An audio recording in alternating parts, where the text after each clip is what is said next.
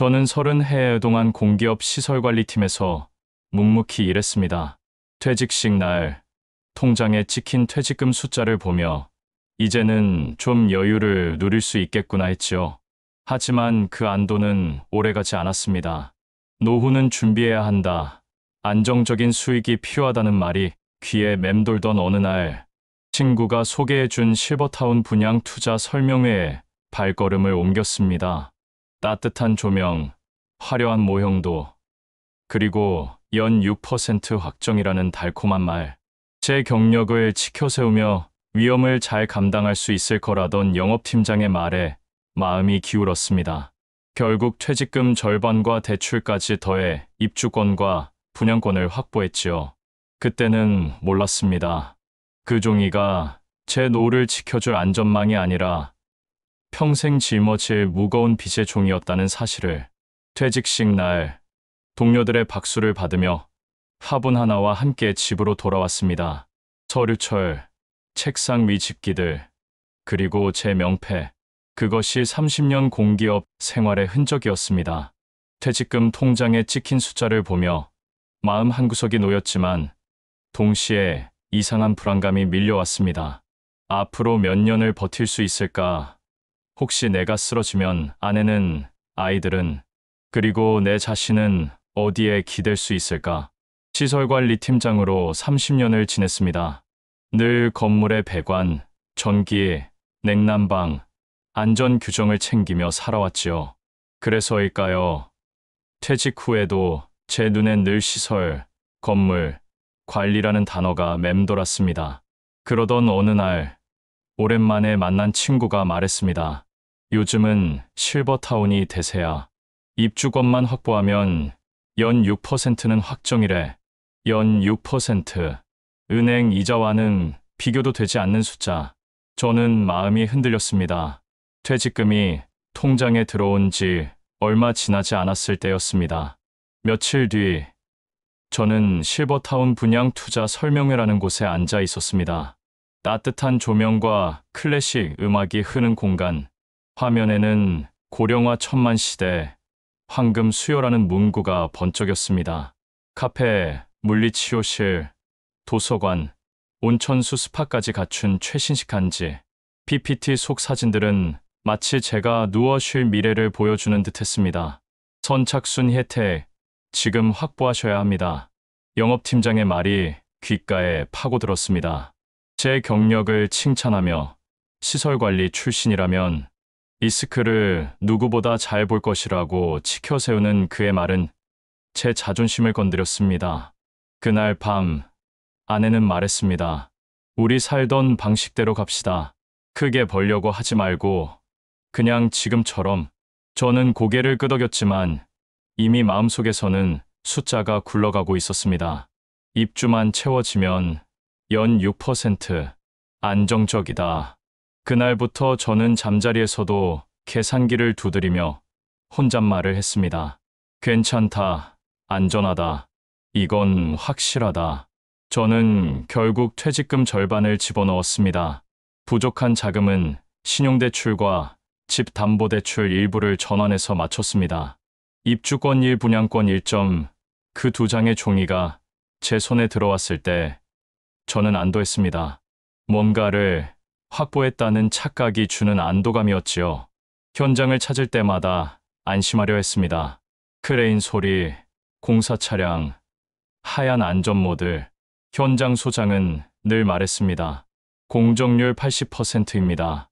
이번 달 안에 마무리됩니다. 운영사 원장은 언론 인터뷰까지 하며 말했습니다. 실버타운은 구조적인 수요입니다. 고령사회가 커질수록 안정적인 수익이 납니다. 공실은 잠깐입니다. 저는 믿었습니다. 제 경험과 직감이 틀리지 않을 거라고. 하지만 그것은 과신이었습니다. 잔금을 치르러 은행 창구에 앉았을 때 아들이 문자를 보냈습니다. 아버지, 너무 무리하지 마세요. 금리 오르면 힘듭니다. 저는 짧게 답했습니다.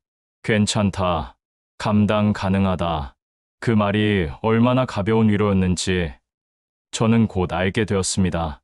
첫 달 안내문에는 입주율 38%라는 숫자가 적혀 있었습니다. 초기라서 그렇다는 설명과 함께였습니다. 두 번째 달은 39%, 세 번째 달은 37%. 오르지 않았습니다. 오히려 내려갔습니다. 그와 동시에 운영비가 치솟았습니다. 간호 인력 교대 수당, 조리 인력 인건비, 전기가스요금, 온천수 가열비, 공용부 유치비, 관리비는 눈덩이처럼 불어났습니다. 운영사는 안정화 기간이라는 말만 반복했습니다. 그러던 어느 날 시공사에 관한 소문이 돌았습니다. 협력업체 대금 체불, 브리지 대출 실패, 유치권 설정. 저는 서류와 공문을 챙겨보며 스스로를 다독였지만 불안은 점점 현실이 되어갔습니다. 통장에서는 임대 수익이 들어오지 않았습니다. 대신 관리비 고지서만 정직하게 빠져나갔습니다. 저는 식탁 위에서 고지서를 펴놓고 항목마다 줄을 그었습니다. 전기료, 소독비, 순환펌프 교체비. 평생 시설팀장으로서 방어해온 숫자들이 이번엔 저를 옥죄었습니다. 이렇게까지 나가야 하나. 제 입에서 처음으로 한숨이 흘렀습니다. 운영사에서 온 공문에는 이렇게 적혀 있었습니다. 운영적자 해소를 위해 관리위탁 수수료, 조정 및 서비스 축소를 검토합니다. 서비스가 줄어들면 입주자는 더 줄어듭니다. 입주자가 줄면 운영은 더 힘들어집니다. 저는 그 악순환의 한가운데 서 있었습니다. 분양권과 입주권을 되팔려고 내놨지만 연락은 없었습니다. 혹 연락이 와도 반값 이하 제한뿐이었습니다. 그 종이가 더 이상 권리가 아니라는 걸 인정하는 순간이었습니다. 퇴직금 통장은 바닥을 드러내기 시작했고 대출 이자는 숨통을 조였습니다.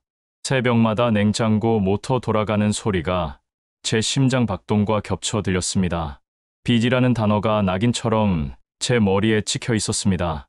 저는 결국 생활을 바꾸기 시작했습니다. 차를 팔고 주말 약속을 줄이고 헌금을 끊었습니다. 아내는 말없이 커피를 텀블러에 담아 다녔습니다. 아이들은 눈치를 보며 말이 줄었습니다. 퇴직 후 여유 있는 삶을 꿈꿨지만 저는 이제 밤마다 편의점 계산대에 서 있었습니다. 손님이 오지 않는 새벽, 진열대를 정리하며 생각했습니다. 내가 이렇게까지 하려고 30년을 버틴 건가? 하지만 빚 독촉 전화가 머릿속을 울릴 때면 이 일조차 감사해야 한다고 스스로를 달랬습니다. 체면은 이미 무너졌습니다. 친구들은 아직도 저를 실버타운 투자자라고 생각했지만 저는 흰 조끼를 입고 삼각김밥 진열대 앞에 서 있었습니다. 이 모든 과정을 겪으며 깨달았습니다. 노후란 남의 말에 기대어 준비할 수 있는 게 아닙니다. 화려한 조명 아래 쏟아지는 PPT 속 장밋빛 단어들이 내 인생을 책임져 주지 않습니다. 퇴직금과 대출로 사들인 종이 한 장은 결국 빚의 종이로 변했습니다. 제가 평생 관리하던 시설의 수치들은 노후의 안전망이 되어주지 않았습니다. 이제 저는 새벽 편의점에서 계산기를 두드립니다. 손님이 없는 시간, 제 앞에 펼쳐진 건 진열된 음료수 가격표입니다. 아이러니하게도 저는 여전히 시설과 숫자 속에 살아가고 있습니다. 다만 이제는 남의 건물이 아니라 제 노후의 빚을 막기 위해 노후는 남을 믿는 게 아니라 내 삶의 규모 안에서 지켜야 한다. 이 뼈아픈 교훈을 저는 매일 삼각김밥 옆에서 곱씹고 있습니다. 노후는 누구도 대신 지켜주지 않습니다. 화려한 말과 장밋빛 약속은 달콤하지만 그 끝은 차갑습니다. 저는 퇴직금과 대출을 모두 잃고서야 깨달았습니다. 진짜 안정은 큰돈이 아니라 내 삶의 규모 안에서 지키는 작은 균형이었습니다. 남의 꿈에 기대기보다 내 현실을 지키는 것, 그것이 노후를 지키는 가장 확실한 길입니다. 망한 인생도 이렇게 발버둥 치며 살아갑니다. 여러분, 인생은 늘 뜻대로 되지 않지만 끝까지 버티는 그 발버둥이 결국 또 다른 길을 열어주는 법이죠. 혹시 지금 힘든 시간을 지나고 계신가요? 그렇다면 제 이야기가 작은 위로가 되길 바랍니다. 오늘의 사연이 마음에 닿았다면 구독과 좋아요, 알림 설정 부탁드립니다. 여러분의 응원 한 번이 저 같은 사람에게 큰 힘이 됩니다.